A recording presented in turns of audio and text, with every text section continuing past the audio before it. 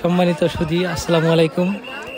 আপনারা দেখতে পাচ্ছেন দক্ষিণ জামালপুরে ছুন্টিয়া গ্রামে মোহাম্মদ আলী স্যারের কবর জিয়ারতের উদ্দেশ্যে দিল্লি থেকে আগত, আজমির শরীফ থেকে আগত এবং মুজাদ্দিদিয়া তরিকাত থেকে বড় বড় পীর সাহেবগণ আগত হয়েছেন এবং কবর জিয়ারত শেষে নিজ গন্তব্যে পৌঁছানোর জন্য প্রচেষ্টা চালাচ্ছেন।